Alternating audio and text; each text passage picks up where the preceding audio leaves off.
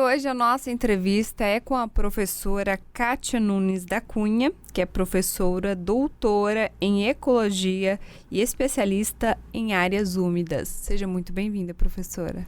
Muito obrigada. Eu já quero saber da senhora o seguinte: a maior planície inundável do mundo, o Pantanal, segue ameaçada?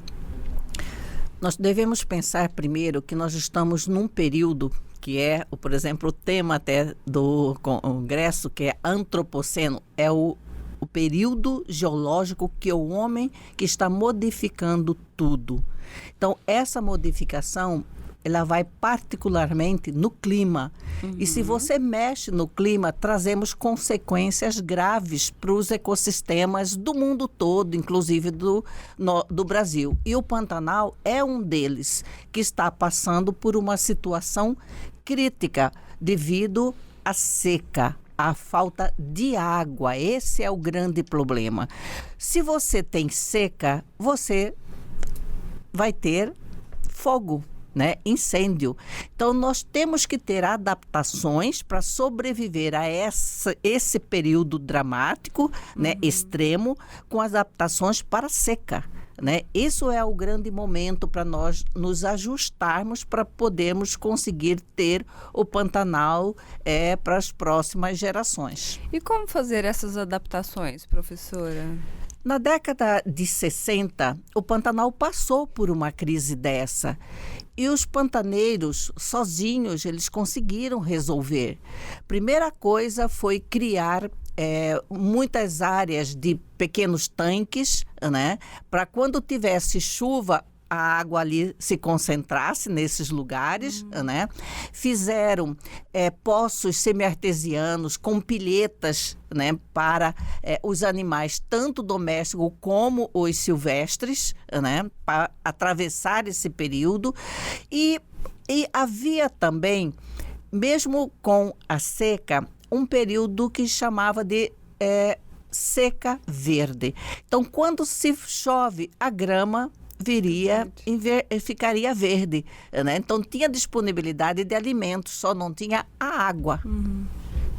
E que situação complicada, né? Por que será que a gente não consegue lidar mais com tudo isso? Como a senhora mesmo disse, na década de 60, né? Que o Pantanal sofreu com tudo isso, e hoje a gente não consegue, tendo muito mais recursos do que naquela época. Eu acho que nós estamos num momento, o grande problema é as pessoas negar as mudanças climáticas. Então, o negacionismo faz com que não ocorra situações de emergência. Né? Então, isso era um momento do Brasil olhar para essa situação e resolver. E quando digo isso, todos os nossos deputados, senadores, né, tanto nível federal como estadual, já deveria estar olhando para isso de uma forma bastante eficaz, porque isso significa que nós temos que cuidar não só da questão da natureza, mas isso significa que vai afetar a nossa economia. Então, isso é importante. E como nossas ações, professora, ameaçam hoje o Pantanal? Eu acho que a gente tem que separar em dois momentos, né? Porque sempre quando tem um problema ambiental, falta d'água, culpa as pessoas que vivem na cidade, né? Mas, na verdade, os da cidade, claro que nós temos que fazer bons hábitos, né? Mas, na verdade, são os projetos de desenvolvimento que mais afetam as barragens, as drenagens que hoje ocorrem, né? Então, isso são problemas sérios.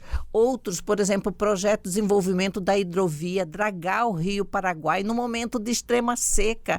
Então, isso são coisas que vêm ao contrário de políticas para atender essa situação emergencial. É como se os nossos representantes políticos estivessem tapando o olho, assim, e não querem ver o que está acontecendo. Exatamente. Cada um está olhando para o seu bolso. Exatamente.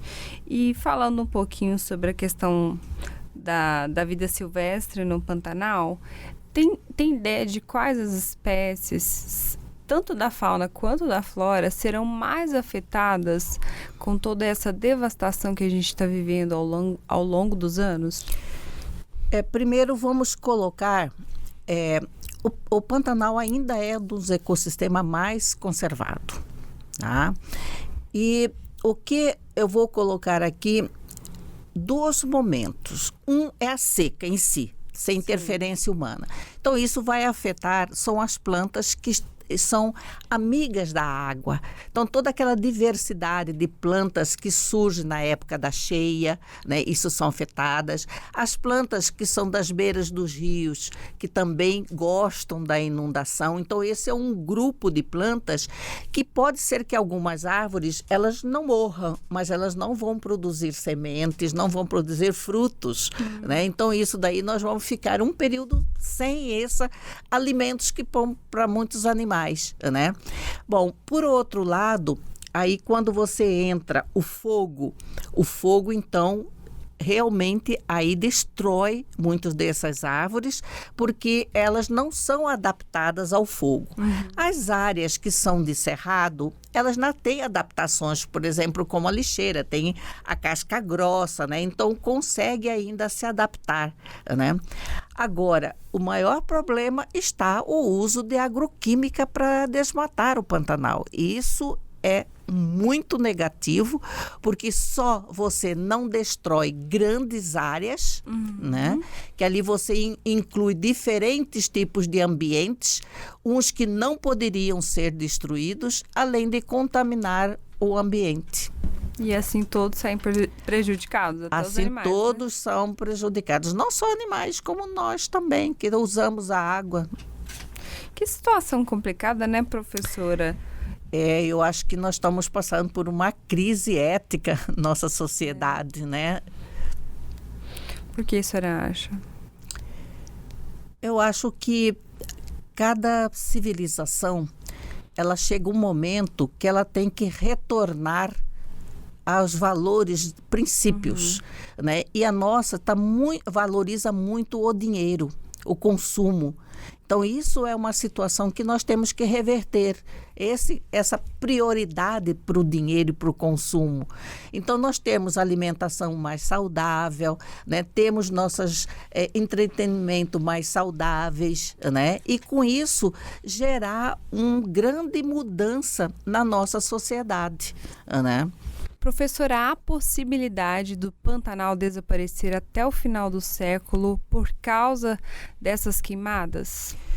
Eu acho que se você basear na ciência, né, ter a ciência como a sua fonte inspiradora e você traçar políticas públicas adequadas, isso não acontecerá. Mas se nós não termos isso como base e continuar sem adaptações, nós temos sérios riscos. Primeiro, porque o Pantanal já foi identificado pelo órgão federal, CEMADEM, que devido à posição geográfica do Pantanal, está no coração, vamos dizer, da América do Sul, já estamos próximo do Chaco, né, que é uma região que tem na Bolívia, no Porto do Paraguai, e nós temos, então, essa região, ela tem a pluviosidade muito baixa, em torno de 500 milímetros por ano. E essa região, nós temos essa região mais central, que é muito arenosa, muito areia. Então, esse progresso, vamos assim dizer, de seca e de incêndio, vai acabar com a cobertura vegetal. Aí sim, nós começamos num processo de desertificação, associado com as drenagens que favorece essa desertificação. Ai, é tenso, né, pensar nisso, né, professora? É tenso, é dramático, é preocupante.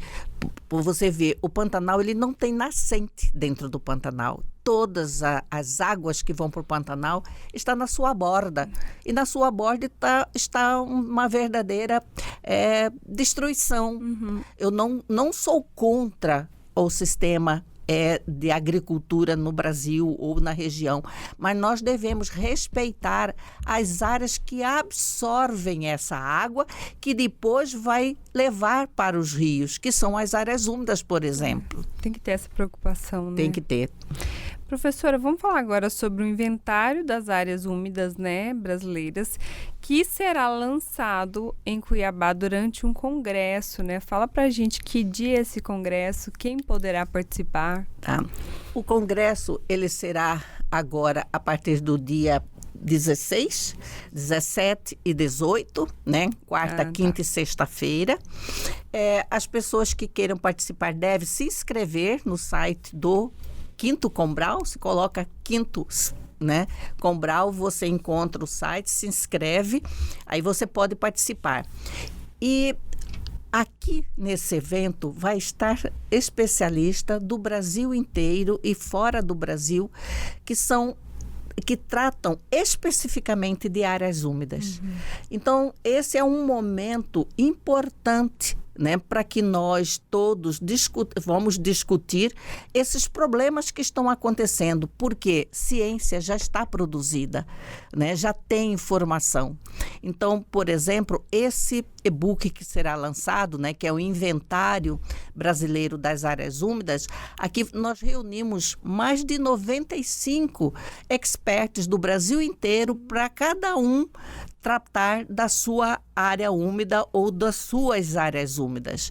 Então, o Brasil tem uma quantidade imensa de tipos de áreas úmidas e cada uma funciona de um jeito, né? E isso nós vemos que no Brasil não tem nenhum trato para as áreas úmidas, nem sua definição é adequada, né? Sua delimitação e colocar nesses diferentes tipos que existem. Mato Grosso tem muitos tipos, né, de áreas úmidas. Se a gente não sabe o que é área úmida, é aquele lugar quando você vai passear no campo e que suja seu pé, que seu carro atola, né? Então, na verdade, a gente conhece e convive com elas.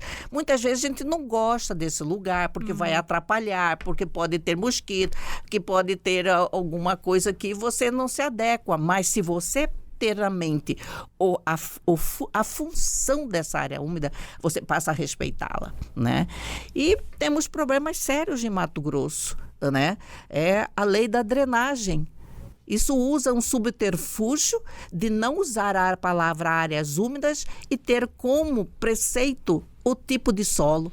Ora, esse tipo de solo é um dos solos típicos de áreas úmidas em regiões tropicais, onde o clima é bem sazonal, de seca e de cheia, né? E isso é muito sério e é agravante para o futuro do nosso estado. Imagino. E esses 3 dias serão as mesmas palestras ou serão temas diferentes? Não, são temas diferentes. No primeiro dia, nós vamos tratar muito das publicações dos capítulos que estão no livro, envolvendo esses diferentes pesquisadores. No final da tarde, nós vamos fazer o lançamento desse material para todos conhecerem e oficializar. Depois tem várias abordagens. Tem abordagens sobre restauração, tem a abordagem sobre como mapear essas áreas úmidas, né? Tem discussões, oficinas, onde vamos discutir alguns momentos políticos do Brasil, né? E qual o encaminhamento mais adequado. Vai ter oficinas que vai mostrar o que está acontecendo no Pantanal na realidade, sem fake news, sem alarmismo, mas a ciência, o que está acontecendo agora, né? E assim temos uma visão do Brasil inteiro com diferentes palestras. Que bacana, professora. Muito obrigada por compartilhar esse convite aqui com a gente, viu? Espero que seja sucesso. Eu também acredito que vai ser um sucesso, né? E eu acho que daí nós vamos tomar um direcionamento mais político, né? De como o Brasil buscar proteger, cuidar e saber manejar as suas áreas úmidas para não faltar água no futuro, inclusive para nossas economias. Verdade. Muito obrigada. E se você gostou da nossa entrevista, deixe o seu comentário aí pra gente, compartilhe também nas suas redes sociais.